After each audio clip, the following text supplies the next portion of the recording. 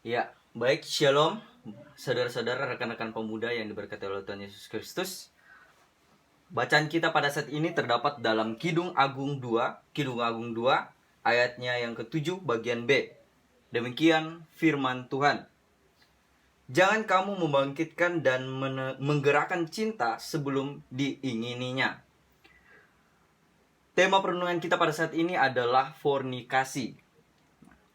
Berbicara mengenai fornikasi, mungkin rekan-rekan pemuda yang dikasih Tuhan telah mengetahui apa sih fornikasi itu, mungkin dari sosial media ataupun dari lingkungan sekitar kita, teman-teman kita kan, dari orang tua, dosen, atau juga dari guru-guru kan, apa itu yang dinamakan fornikasi. Tetapi saya akan menjelaskan lagi apa yang dimaksud dengan fornikasi.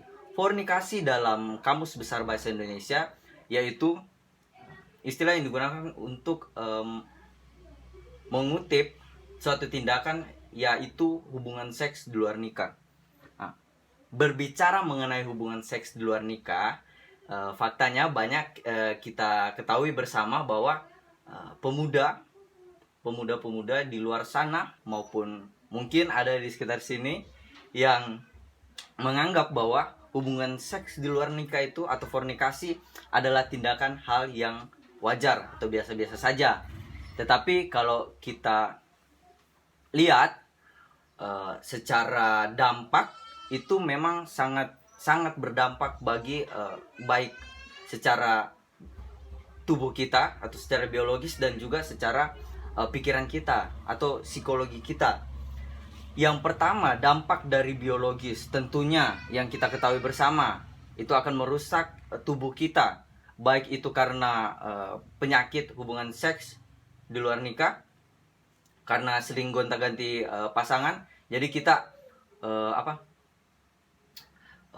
mengalami yang namanya penyakit seks, yang kita tahu seperti yang sudah kita pelajari mungkin sebelumnya di SMA, ada pelajaran biologi yang menjelaskan mengenai penyakit menular seks, yaitu seperti gonera atau sipilis atau raja singa yang kita ketahui, dan yang paling terkenal yaitu HIV AIDS, yang dimana kita tahu penyakit itu menyerang sistem kekebalan tubuh manusia. Secara perlahan manusia akan merasakan sakit dan mengalami sakit yang grafiknya terus melandai, kesehatan tubuhnya melandai, dan kemudian pada akhirnya akan berujung pada kematian.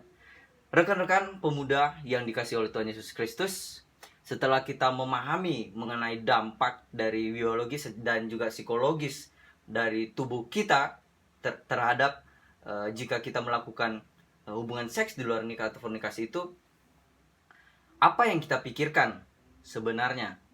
Jika kita sudah mengetahui itu dan dari pelajaran-pelajaran sebelumnya atau dari lingkungan sekitar atau dari sosial media, tapi mengapakah kita sampai sekarang ini mungkin merasa itu mungkin hal yang biasa, mungkin tidak akan terjadi sama kita.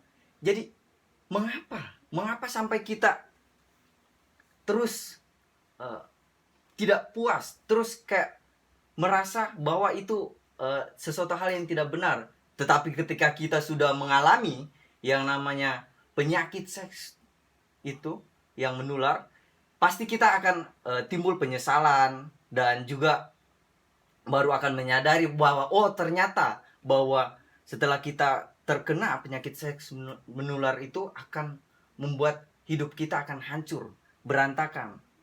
Dan rekan-rekan pemuda yang dikasih Tuhan, jika kita ketahui dan juga kita alami bersama mengenai hubungan seks di luar nikah, banyak teman-teman kita mungkin di lingkungan kita yang bisa dikatakan hamil di luar nikah, ya. Jadi kita ketahui bersama sudah secara biologis, tetapi juga ada unsur dari tekanan secara psikologi, dimana mungkin setelah si perempuan hamil, dan itu membuat ia merasa bersalah, kemudian juga merasa bersalah kepada orang tua, keluarga, dan juga mungkin itu akan menyebabkan adanya pengucilan, mungkin di desanya, mungkin di kampungnya, di tempat-tempat di sekitarnya, tetangganya mungkin akan bercerita tentang dia. Jadi secara psikologis uh, ia akan mengalami namanya tekanan hidup yang bisa dirasakan, mungkin akan sangat mengganggu kehidupan seseorang. Jadi selain dampak biologis, ada juga dampak psikologis yang bisa dirasakan oleh orang yang melakukan hubungan seks di luar nikah.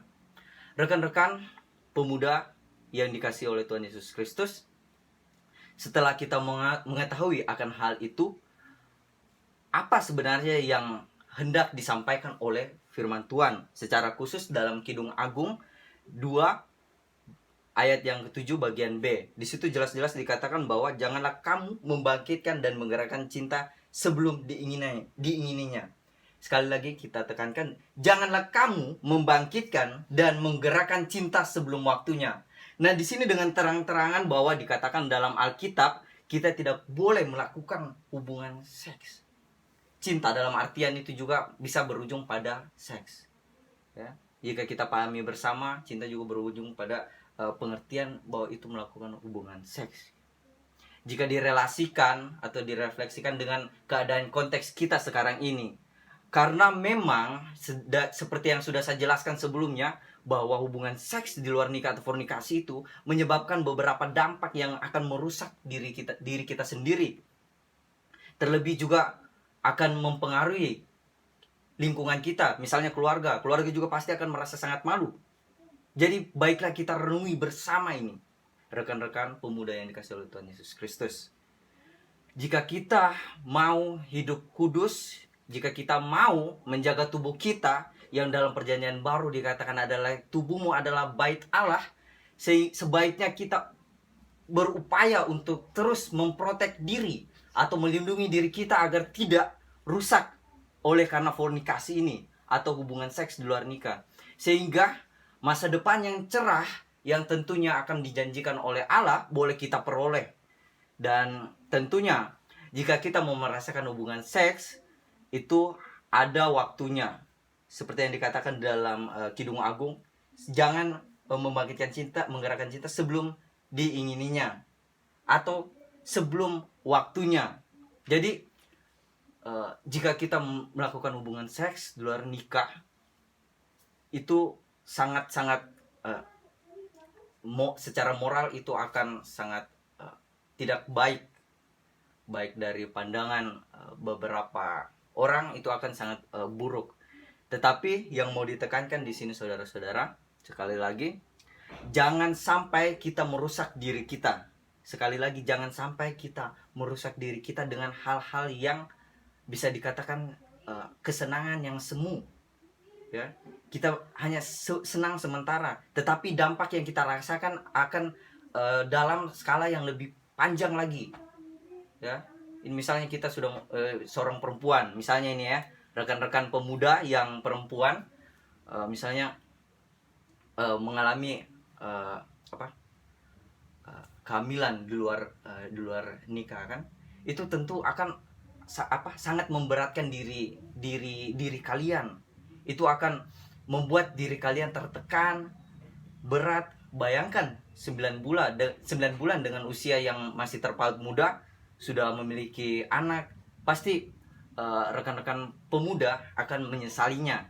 Karena masa muda yang sebenarnya rekan-rekan pemuda nikmati sudah justru hilang karena diakibatkan sudah mau mengurus anak. Bayangkan, sudah mengurus anak. Jadi lebih baik kita menjaga diri kita, seperti yang saya katakan tadi, kita lindungi diri kita sehingga ada saatnya di mana kita boleh melakukan hubungan seks pada tempatnya atau pada waktunya, di mana kita sudah memiliki suami atau sudah memiliki istri. Jadi kita di situ sudah bisa dikatakan hubungan seks itu merupakan hal yang suci, karena seks itu juga menurut Alkitab adalah anugerah dari Allah, sehingga kita boleh merasakan dampak secara psikologis. Mungkin ini dari sisi ilmu psikologis itu akan menghilangkan stres kita, ya, dan terutama itu akan menghasilkan keturunan. Kita akan menghasilkan keturunan dari yang namanya hubungan seks. Seperti yang dia dikatakan dalam kitab Kejadian juga, kita harus bertambah-tambah banyak. Walaupun dalam konteks sekarang memang kita bisa dikatakan 2 anak lebih baik, karena mengingat juga konteks kita sekarang sudah banyak hubungan seks yang semestinya harus juga dibatasi dengan konteks kita sekarang ini, karena 2 anak itu sudah cukup sebenarnya ya. Kalau 11 itu saya rasa nanti kita kayak mau buat kesebelasan, itu nggak boleh buat anak juga banyak-banyak seperti itu ya, rekan-rekan pemuda yang dikasih Tuhan. Jadi yang perlu kita tekankan di sini adalah jangan membangkitkan cinta sebelum waktunya. Jadi janganlah kita melakukan hubungan seks atau fornikasi ini, karena itu merupakan hal yang sangat-sangat ditentang oleh Allah.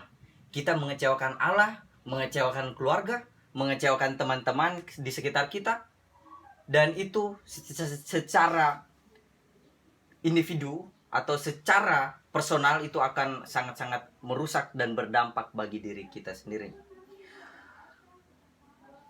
Apa yang sebenarnya kita perlu lakukan adalah menjalani kehidupan kita, menjalani kehidupan masa muda kita dengan hal-hal yang lebih positif, dan tentunya membanggakan keluarga, membanggakan teman-teman, dan terlebih membanggakan Allah itu sendiri yang adalah Tuhan kita.